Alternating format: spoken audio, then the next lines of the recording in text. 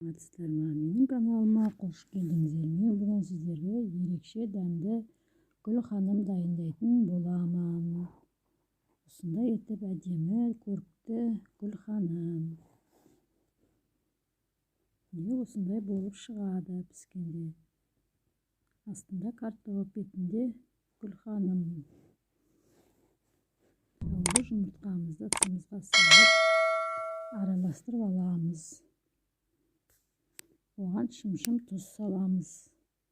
Енді астығымызға жұмыртқамызды құямыз. Суымызды құямыз. Жыл су болған жақсы. Осымен енді қамыр илейміз.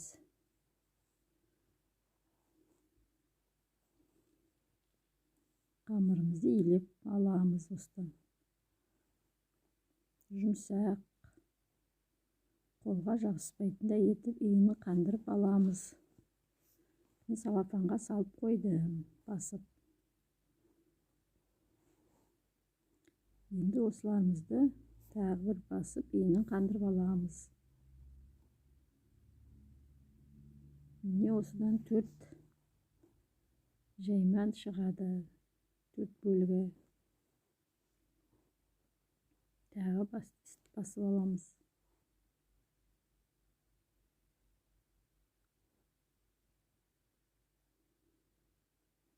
Иінін қандырып тағы салафанға сала тұрамыз.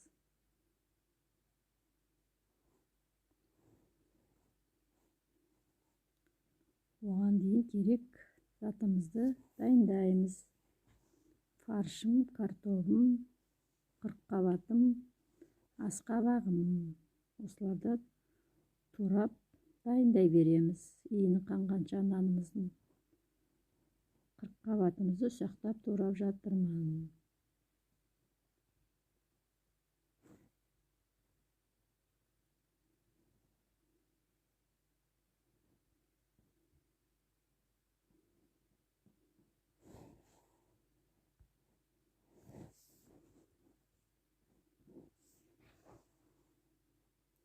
Турап жатқан қырыққабатым. Капуста.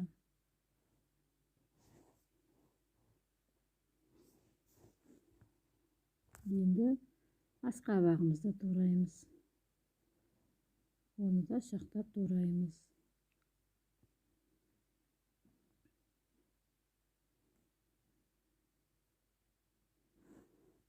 Асқабақ та жақсы, витамин толған.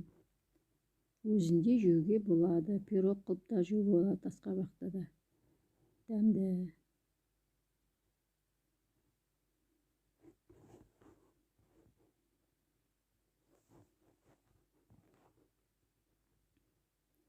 Енді картопымызды да тураймыз шақтап.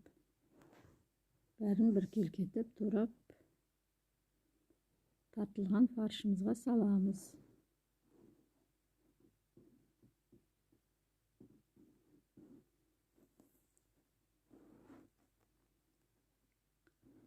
Сылардың бәрін әбден араластырамыз. Тұзын салып, бұрышын салып.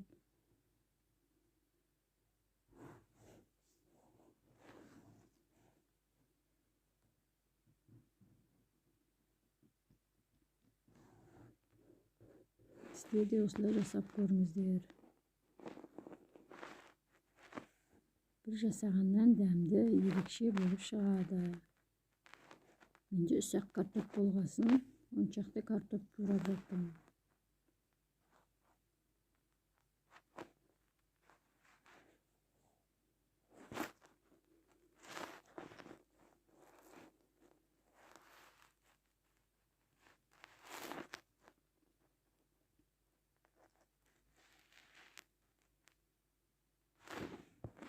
Енді гарнирінің картопын турап жатырмын. Картопты осылай бір картопты 4-ке бөліп тураймыз.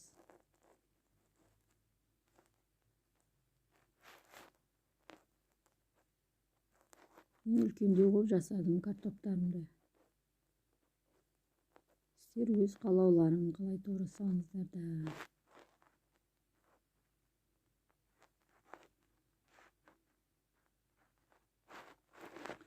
Осылай картоптың бәрін турап аламыз. Мен бұған тағы асқабақ қостым.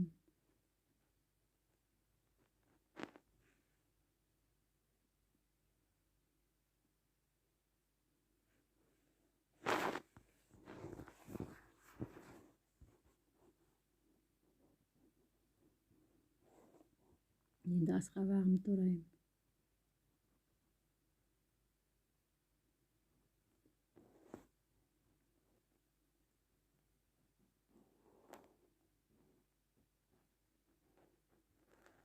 Менде мынау малдың тілі, сиыр малының. Содан пісіремін қазір. Тілдер, сиыр малының тілдері. Орнына ет салуға да болады.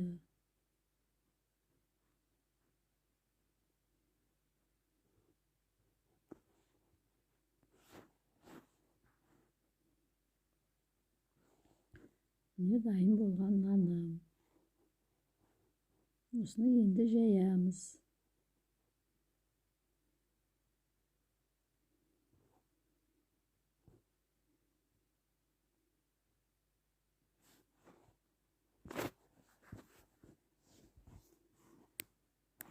Енді қанып дайын тұрған наным.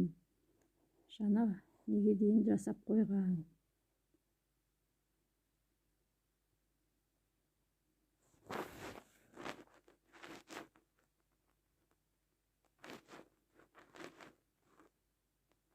Өте қалың да, өте жұқа да қылмаңыздар. Осылай бәрін кесіп алдым. Ортасына бір бөлемін.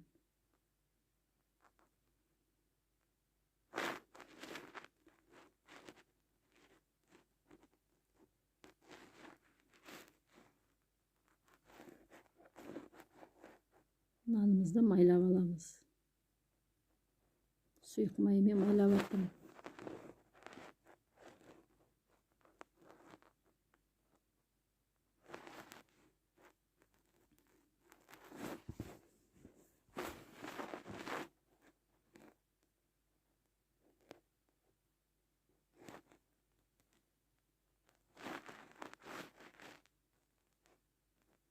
Енді осыған мана дайын тұрған фаршымыз, картоғымызбен саламыз осылай етіп.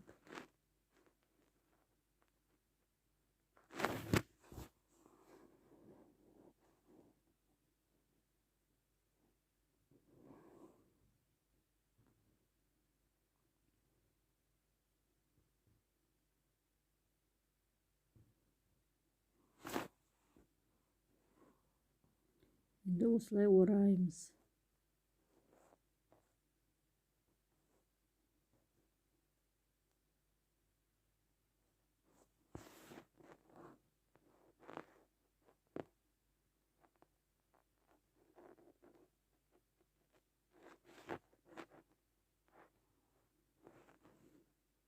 Енді бәрін дайындап алдым. Енді тавамызға майымызды құйып газге қоямыз. Соң жаңа туралған тілімізді саламыз. Әбден араластырамыз.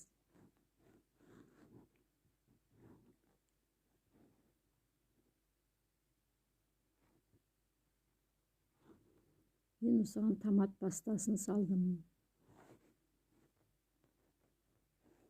Бір қасық томат пастасы. Әбден араластырамыз.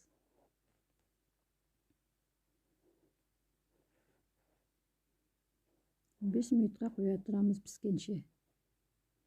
Менде пісіп қалды. Енді осыған картошкамызды саламыз.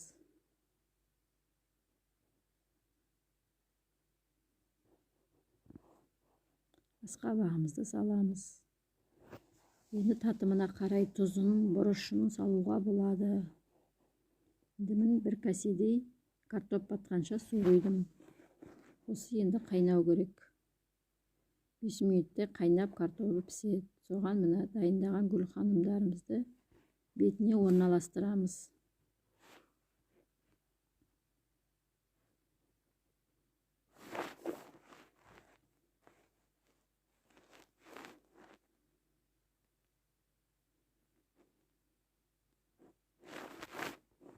Мынау піскен Гүл ханым картоппен ерекше дәмді. Бетіндегі Гүл ханымдарын бөлек ыдысқа салып аламыз. Мына ыдысымызға картопымызды салып жатырмыз етімізбен. Енді осының жандарына Гүл ханымдарымызды жайғастырамыз.